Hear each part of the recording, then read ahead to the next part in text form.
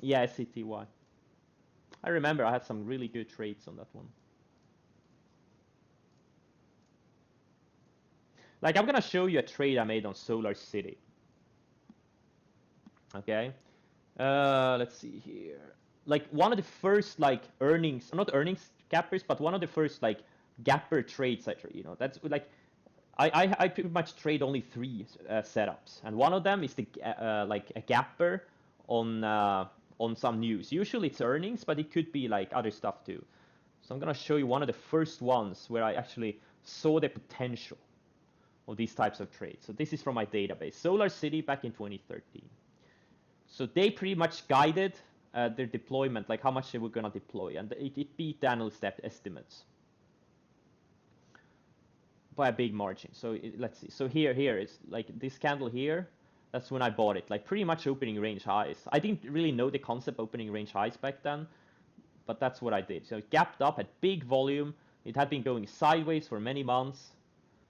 It gapped up on this big news, big surprise to the market, and that's exactly what we want to see in those gapper trades. I don't remember exactly. This is from like October 2013. Like I had no idea what I was doing, but this was I remember this trade distinctively because I was like because the thing is it went up 50% in like 7 trading sessions. That's when I realized, holy shit, there is something here. Because I know I had seen these types of moves before, but I really couldn't put my finger on it. Like, what the hell is going on here? And this is how I developed, or I didn't develop it, but I actually learned the setup from Stockbee. But that's where I learned the setup. Like when you have a like big surprise and the stock gaps up on big volume, those things can make enormous moves. Like we've seen some of them this year. We've traded a lot of them. Stuff like Livongo. Like this thing went up. This is where this thing gapped up here on earnings guidance. I bought it 33 if you remember, and this thing more than tripled. There's been a lot of these. Fastly's one we bought, like 29s or something. This thing went up 250%. So that's where I really started developing that, or being aware of that setup. But obviously, it took me many years before I learned how to trade it.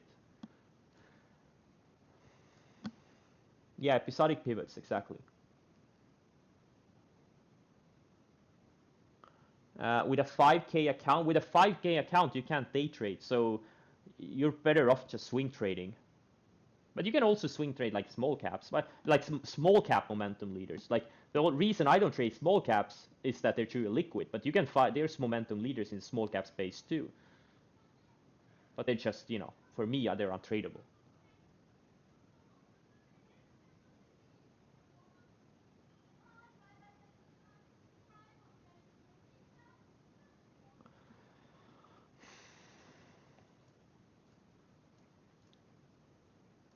Okay, Toko is now bouncing too.